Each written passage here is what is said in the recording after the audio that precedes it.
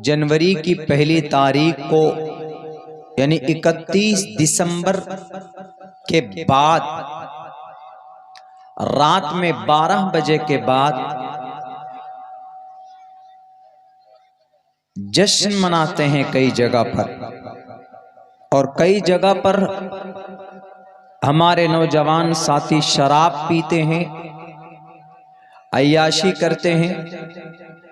आज ही मैंने एक किताब में एक रिपोर्ट मैंने मुताला किया है, तकरीबन 71 अरब डॉलर मगरिबी ममालिक में शराब पर खर्च किए जाते हैं जनवरी की पहली तारीख को। तकरीबन 600 अरब डॉलर वो लोग म्यूजिक में, मौसीकी आलात में खर्च करते हैं, और वो लोग बड़े खुशी मनाते हैं कि आज साल का पहला दिन है। साल का पहला दिन है, इसमें कोई शक नहीं है, लेकिन उस दिन खुशी मनाना, फजूल खर्ची करना और ये कह के लोगों के सामने गर्व महसूस करना, हैप्पी न्यू ईयर बोलते हैं, इस्लाम में इसकी कोई अहमियत और हैसियत नहीं है। शमसी एतबार से जनवरी की पहली तारीख साल का नया और पहला दिन होता है। कमरी एतबार से, चांद के एतबार से, इस्लामी कैलेंडर के एतबार से साल का पहला दिन और नया साल एक मुहर्रमुल हराम, मुहर्रम के महीने की पहली तारीख को इस्लामिक एतबार से नया साल की शुरुआत मुहर्रम के महीने से होती है। ये हमें पता होना चाहिए। इसका ये मतलब नहीं है कि जनवरी की पहली तारीख को अगर आप खुशी ना बनाएं, हैप्पी न्यू ईयर ना बोलें, तो आप क्या हम मुहर्रम की पहली तारीख को बोल सकते हैं? वहां पर भी बोलने की, खुशी मनाने की, फजूल खर्ची करने की, अय्याशी करने की, रातों को पार्टी बहुत सी जगह पर ऑर्गेनाइज करते हैं नौजवान बच्चे, इसकी भी परमिशन ना तो मुहर्रम के महीने की पहली तारीख को है और ना जनवरी की पहली तारीख को है। कहीं पर अलाउ नहीं। उस दिन तो मुहासबे का दिन है, उस दिन तो हिसाब करने का दिन है, नया दिन नहीं है आपके लिए, बल्कि आपकी जिंदगी की, आपकी उम्र की 1 साल 1 दिन और कम हो गया। अगर आपकी उम्र 60 साल है तो सन 2022 अगर चला जाता है तो सन 2023 अगर आ गया तो समझ जाइए कि 1 साल 365 दिन आपकी जिंदगी में घट गए। 60 साल की उम्र है, 20 साल के आप हो गए। जो जो दिन, मिनट, सेकंड, घंटा गुजरता है आपकी उम्र कम होती है। हाफिज इब्न हजर अस्कलानी रहमतुल्लाहि अलैह, बुखारी शरीफ एक मजबूत और मोटी किताब है हदीस की, उस किताब के शारे हैं, डेफिनेशन करके लिखते हैं, तशरीह करते हैं। जब वो लिखते थे कलम से, दवात से, तो जब रोशनाई खत्म हो जाती, पहले जमाने में देखा होगा आप लोगों ने कि लकड़ी का कलम से लिखा करते थे, हम लोगों ने भी लिखा है, लेकिन जब वो खराब हो जाता, उसके नोक जब खुट्टल हो जाते तो चाकू से उसको सही करते। तो जब हाफिज इब्न हजर उस कलम को सही करते तो वो रुक जाते, तो इसी बीच में वो तीसरा कलमा पढ़ते, सुभान अल्लाह वल्हम्दुलिल्लाह वला इलाहा इल्लल्लाह वल्लाहु अकबर। लोगों ने पूछा कि जब आप किताब नहीं लिखते हैं, बुखारी की शरह नहीं लिखते हैं, तो आप ये कलिमा क्यों पढ़ते? थोड़ा आराम कर लीजिए। उनका क्या कहना था कि जो वक्त गुजर गया, मेरी जिंदगी का वो टाइम घट गया, इसीलिए मैं नहीं चाहता कि मेरी जिंदगी का कोई लम्हा खाली चला जाए। अब्दुल्ला इब्न हजरत मसूद रजी अल्लाह तआला अन्हु, अब्दुल्ला इब्न मसूद रजी अल्लाह तआला अन्हु, वो शर्मिंदा होते जब कोई लम्हा कोई दिन खाली चला जाता तो अपने आप को कहते कि मुझसे बड़ा, मैं इससे ज़्यादा शर्मिंदा कभी नहीं हूँ जब मेरा कोई खाली वक्त चला जाता है कि खाली चला गया और मैंने कोई नेक काम नहीं किया। यहाँ तो सालों साल चले जाते हैं और हमारे नौजवान हैप्पी न्यू ईयर गाड़ियों में लगाते, घर में लगाते, दुकान में है तो दुकान में लगाते हैप्पी न्यू ईयर। ये यूरोप का ये मगरिबी कल्चर है, इस्लामिक कल्चर नहीं है। 19वीं सदी ईस्वी में इसकी शुरुआत हुई थी। हम गलत करते हैं, देखिए यही वजह है कि अल्लाह ने गलत लोगों को हम पर मुसल्लत भी किया। हम हुकूकुल्लाह और हुकूकुल इबाद पर अमल करने में हम लोग खुद गलत करते हैं, इसलिए अल्लाह तबारक व तआला ने जालिम और गलत लोगों को हम पर मुसल्लत किया। खामखा गाली देते हम किसी तंजीम को, गाली देते हम किसी सरकार को, गाली देते हम किसी पार्टी को। नमाज हम छोड़ देते हैं, क्या नमाज पढ़ने पर बीजेपी ने बैंड लगाया? क्या ना सूद खाने के लिए कांग्रेस वालों ने कहा है कि तुम सूद खाओ? लेकिन फिर भी करते हैं हम। तो हमारे आमाल बद की वजह से अल्लाह तबारक व तआला हम पर जालिम बादशाहों को मुसल्लत करता है। हमारे आमाल की वजह से, हमारे करतूत की वजह से खुश्की में और समंदर में फसाद बर्पा होते। ये मैं नहीं कह रहा हूं, अल्लाह ने कुरान में कहा ज़हरल फसाद फिल बर्रि वल बहरी बिमा कसबत ऐदिन नास। जमीन पर बसने वाले इंसानों, तुम्हारी करतूत की वजह से, तुम्हारे आमाल बद की वजह से अल्लाह तबारक व तआला खुश्की में, समंदर में फसाद बर्पा करता है। इसीलिए सोच समझ कर कदम रखो। इस्लाम का कोई भी अमल, कोई भी ऑर्डर किसी पर वबाल नहीं है। लोग नहीं मानते दुनिया में कुरान के अहकामात को, शरीयत के फरमान को, तो अल्लाह तबारक व तआला कभी कभी लोगों के सामने में न मानने की वजह से ऐसा हादसा बर्पा करता है, लोगों को बतलाता है कि देखो अगर तुम कुरान पर अमल करते, शरीयत पर अमल करते तो यह हादसा नहीं होता। लेकिन हमारा फरीजा है, हम मुसलमान हैं, हमारे लिए जिम्मेदारी आयद होती है कि एक एक कलमा पढ़ने वाला कोई ऐसा गलत कदम ना उठाए जो इस्लाम में उसका वजूद ना हो और उसका कोई हवाला ना हो। सहाबाए किराम एक दूसरे को नए साल की आमद पर क्या करते थे? हैप्पी न्यू ईयर नहीं बोलते थे, बल्कि एक दुआ सिखाते थे, अल्लाहुम्मा अहलहु अलैना बिल ईमान वल अमाना इला आखिरी।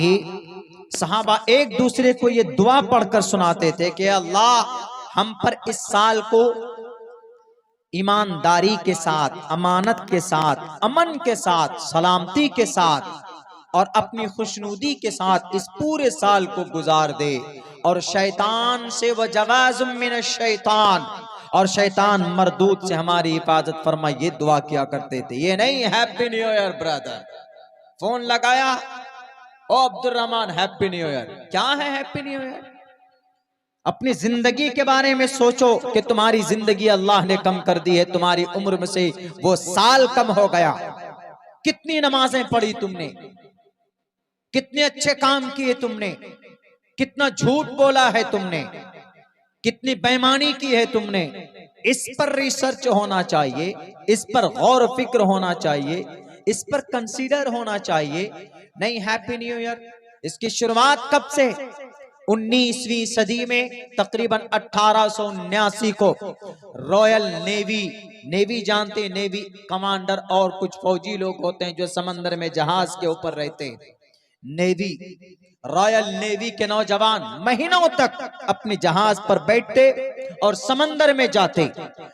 उनकी तबीयत बोर हो जाती, तो इसीलिए वो अपने जहाज में कभी कभी ऐसा करते, वो कभी कभी अपनी पैदाइश के दिन पर खुशी मनाते, गुब्बारे डालते, अपने जहाज को ज़ेबो ज़ीनत में तब्दील करते और हैप्पी बर्थडे बोलते। जब उनसे भी उनका मन नहीं भरा तो कभी कुत्ते की पैदाइश पर, कभी बिल्ली के पैदाइश, बिल्ली के बर्थडे मनाते, कभी कुत्ते टॉमी बोलकर उसका बर्थडे मनाते, और कभी ऐसा हुआ कि यही सब चल रहा था। लेकिन कुछ दिनों के बाद में जब जनवरी की पहली तारीख आई तो उन्होंने ऐलान किया कि लोगों, हमारे इस पूरे जहाज को एकदम लाइट से इसको रोशन करो, और शराब लाओ, और लड़कियों को लाओ, डांस करवाओ।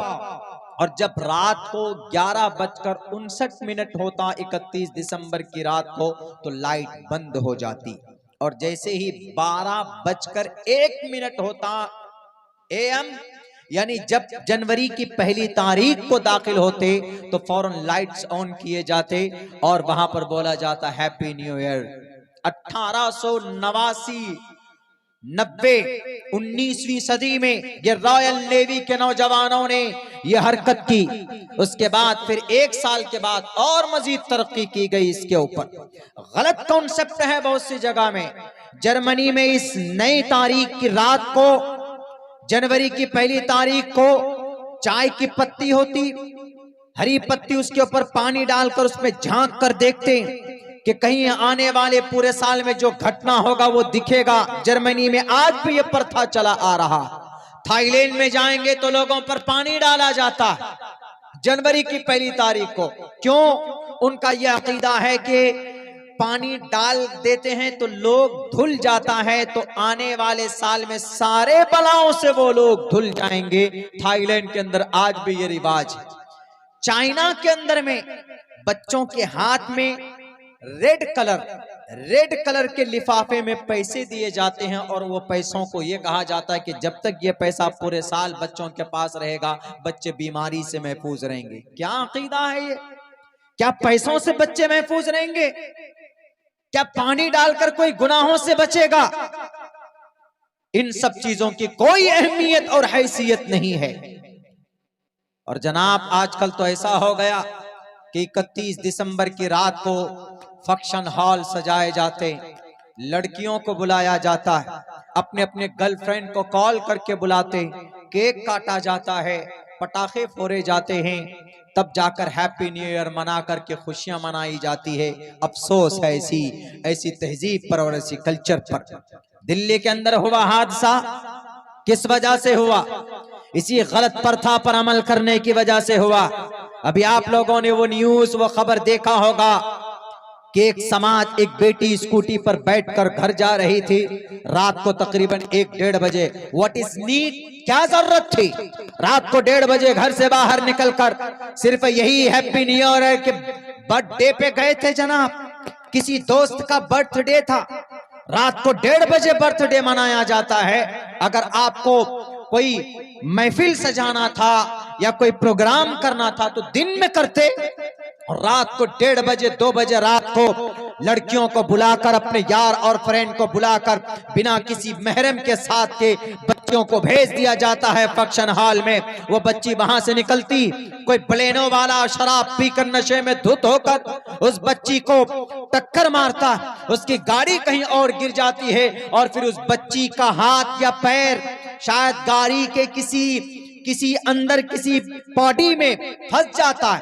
बच्ची की बॉडी गाड़ी के किसी पार्ट में फंसकर तकरीबन 20 किलोमीटर दूर तक उस बच्ची की लाश को घसीटा जाता है। पूरी उसकी पुष्ट जो पीठ है वो जख्मों से चूर चूर हो जाता है, और बरहना हालत में उस बच्चे की लाश मिलती। चीथड़े पूरे सड़क के ऊपर उसके फैल जाते। किस वजह से? रात को 1:30-2 बजे बिना महरम के साथ निकलने की वजह से, इसी हैप्पी न्यू ईयर के पार्टी को ऑर्गेनाइज करने की वजह से। इस्लाम कहता है कि इसकी इजाजत बिल्कुल नहीं। अगर इस्लाम की शरीयत पर अगर अमल किया जाता तो समाज की उस बेटी की जान बची जा सकती थी। वो तो एक मामला है जनाब, बिना शादी के, बिना निकाह के ऐसे मौकों पर हम अपनी जवान बेटियों को भेज देते हैं कि जाओ अपने बॉयफ्रेंड के साथ तुम पार्टियां करो, शराब पियो। इसलिए अल्लाह तबारक व तआला ने मासूम जैसी बेटी को आपके घर के अंदर, आपका घर का रहमत नहीं बनाया है बेटियों को।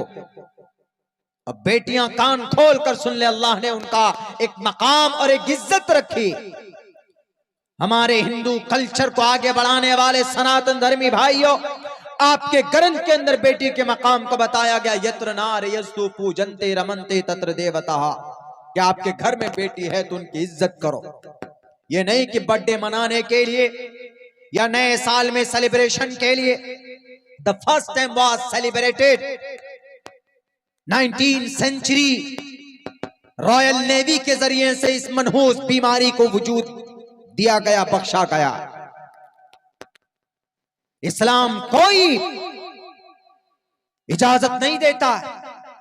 समाज के अंदर में बेटी है, जवान बेटी है, अकेले उसको स्कूटी दे देते हैं और वो बेटी जाकर 1:30 2 बजे निकलती है पार्टी करके। वो बताइए 2 बजे रात में कैपिटल ऑफ इंडिया, वो शराब पीकर वो नौजवान जो गाड़ी में बैठे, अरे कम से कम तुमको टक्कर लगी किसी गाड़ी पर तो गाड़ी रोकते, लेकिन खुद भी नशे में नहीं थे, ये सही हालत में नहीं थे, शराब पीकर जनाब नशे की हालत में और अंदर से म्यूजिक चलाए हुए।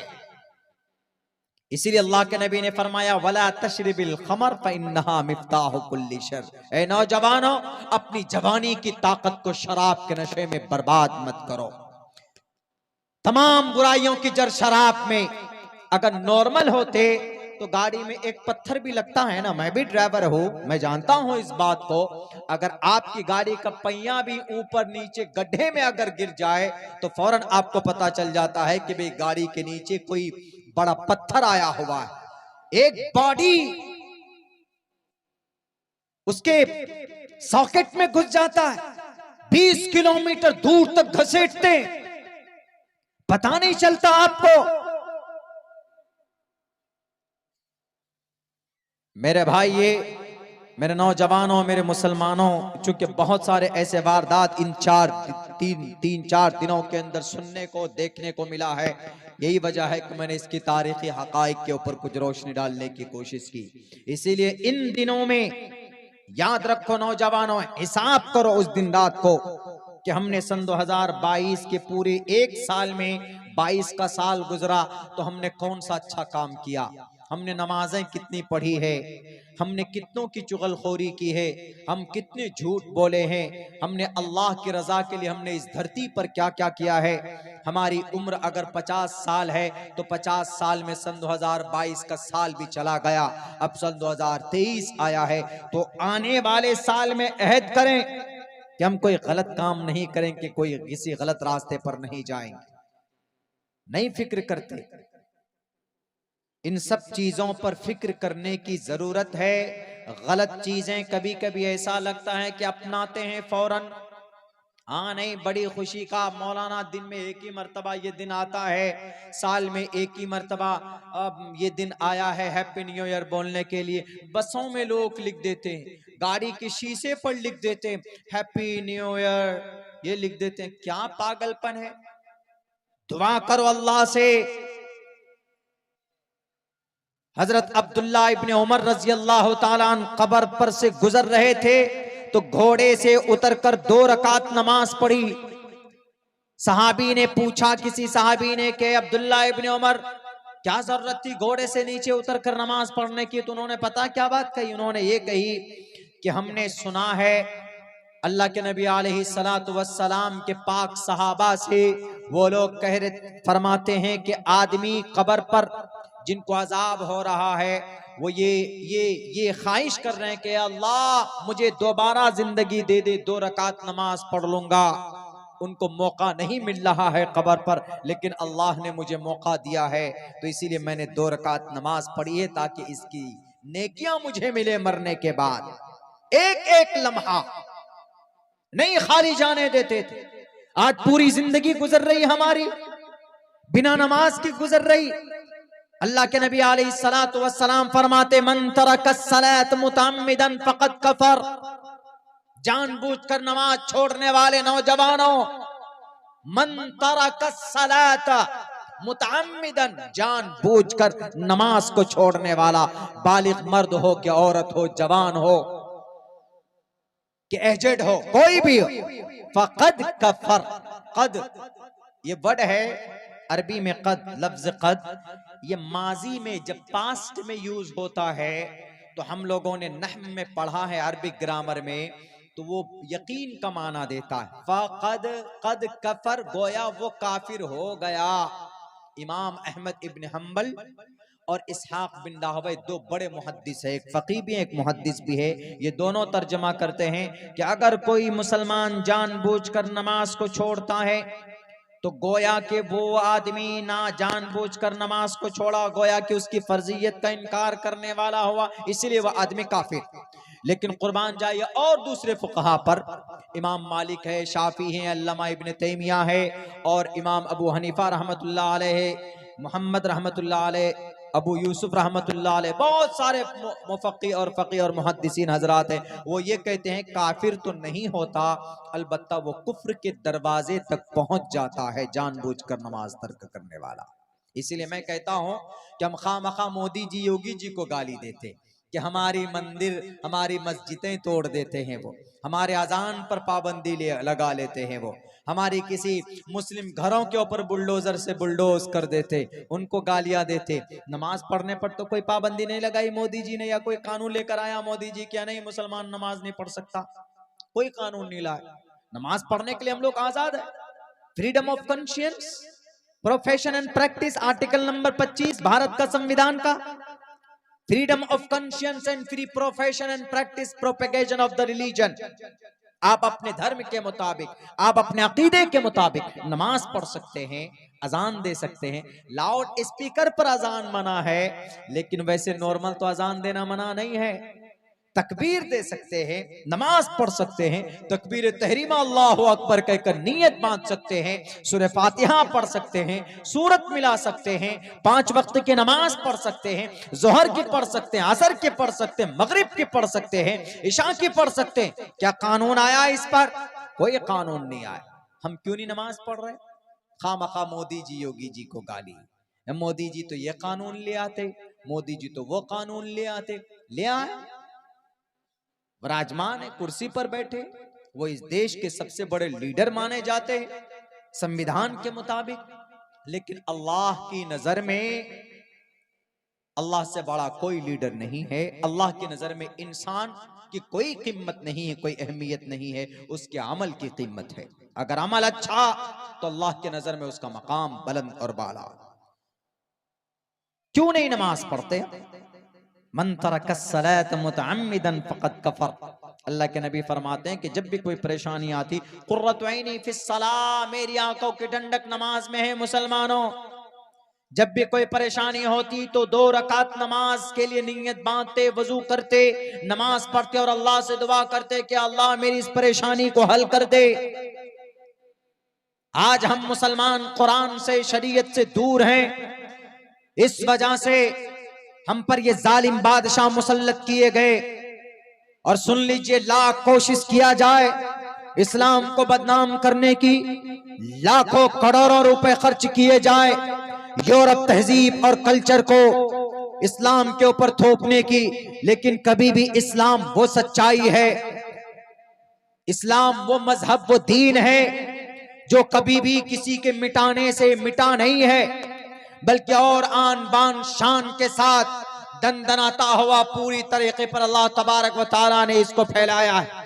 वक्ती तौर पर उसके ऊपर जनाब कुछ बादल आते जरूर, लेकिन to the day of judgement, कयामत तक इस्लाम मगलूब हो जाए, इस्लाम खत्म हो जाए, हो नहीं सकता।